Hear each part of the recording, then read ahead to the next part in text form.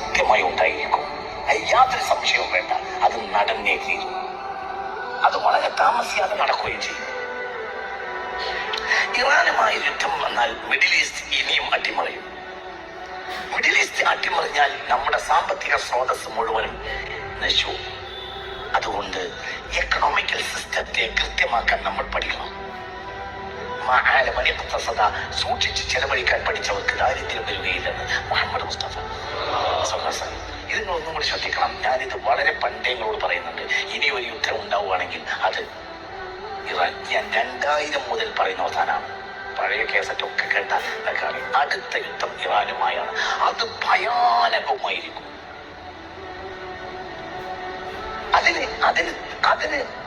അതിനാരാ ചെയ്യുക? അതിന് മറ്റുള്ളവരാണ് ചെയ്യുക. എന്തുകൊണ്ട്? ഒരു നഷ്ടവും അവർക്കില്ല.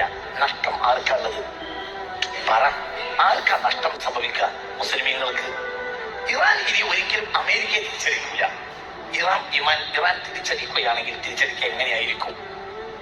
ഒരു സാധാരണ നിലയിൽ ഒരു രാജ്യം തിരിച്ചടിക്കുകയും പോലെ ഇറാൻ തിരിച്ചടിക്കുകയാണെങ്കിൽ ഖത്തറിലോ സൗദിയിലോ ഉള്ള അമേരിക്കൻ ക്യാമ്പുകളെ ആക്രമിക്കുകയാണ് ചെയ്യുക. അപ്പൊ സ്വാഭാവികമായും എന്തുണ്ടാവും?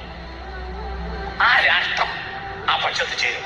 ഇത് നടക്കൂലേ? നടക്കും, നടന്നേ തീരും.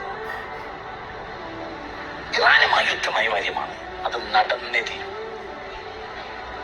അത്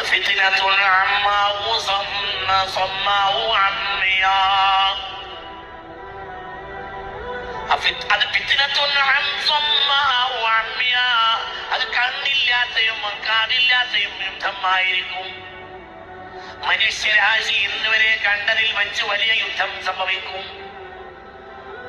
അതിന് ഇനി കാലതാമസമില്ല, സംഭവിച്ചിരിക്കും.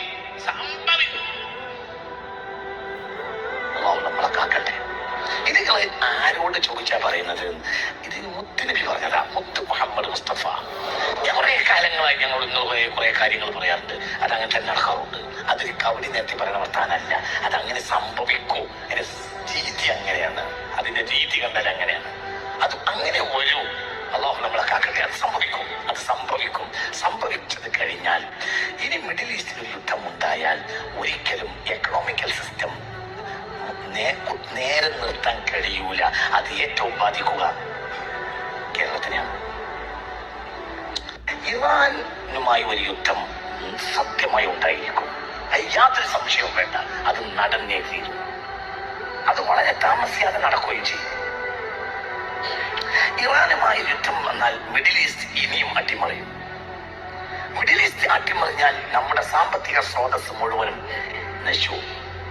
അതുകൊണ്ട് എക്കണോമിക്കൽ സിസ്റ്റത്തെ കൃത്യമാക്കാൻ നമ്മൾ പഠിക്കണം. സൂക്ഷിച്ച് ചെലവഴിക്കാൻ പഠിച്ചവർക്ക് ദാരിദ്ര്യം വരികയില്ലെന്ന് മുഹമ്മദ് മുസ്തഫ. ഇതിനൊന്നും കൂടി ശ്രദ്ധിക്കണം. ഞാനിത് വളരെ പണ്ടേ നിങ്ങളോട് പറയുന്നുണ്ട്.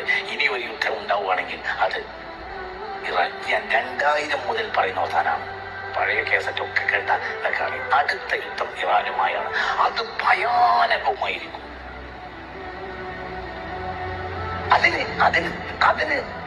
അതിനാരാ ചെയ്യുക? അതിന് മറ്റുള്ളവരാണ് ചെയ്യുക. എന്തുകൊണ്ട്? ഒരു നഷ്ടവും അവർക്കില്ല. നഷ്ടം ആർക്കുള്ളത്? പറ, ആർക്കാ നഷ്ടം സംഭവിക്കുക? മുസ്ലിമീങ്ങൾക്ക്.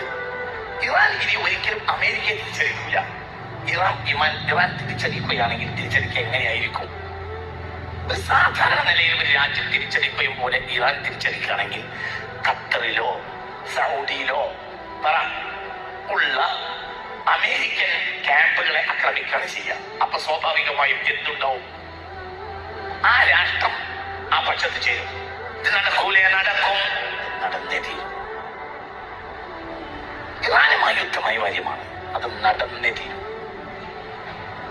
അത്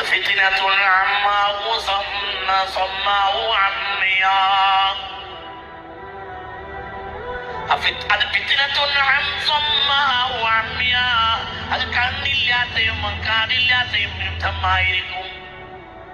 മനുഷ്യരാശി ഇന്നുവരെ കണ്ടതിൽ വെച്ച് വലിയ യുദ്ധം സംഭവിക്കും. അതിന് ഇനി കാലതാമസമില്ല, സംഭവിച്ചിരിക്കും. നമ്മളെ കാക്കട്ടെ. ഇത് ആരോട് ചോദിച്ചാ പറയുന്നത്? ഇതിന് മുത്തുനബി പറഞ്ഞതാ, മുത്ത് മുഹമ്മദ് മുസ്തഫ. കുറെ കാലങ്ങൾ കാലങ്ങളായി ഞങ്ങൾ ഇന്ന് കുറെ കാര്യങ്ങൾ പറയാറുണ്ട്, അതങ്ങനെ തന്നെ നടക്കാറുണ്ട്. അതൊരു കവടി നേരത്തെ പറയുന്ന വർത്താനല്ല, അതങ്ങനെ സംഭവിക്കും. അതിന്റെ രീതി അങ്ങനെയാണ്, അതിന്റെ രീതി കണ്ടാൽ അങ്ങനെയാണ്. അത് അങ്ങനെ ഒരു അള്ളാഹു നമ്മളെ കാക്കട്ടെ. അത് സംഭവിക്കും, അത് സംഭവിക്കും.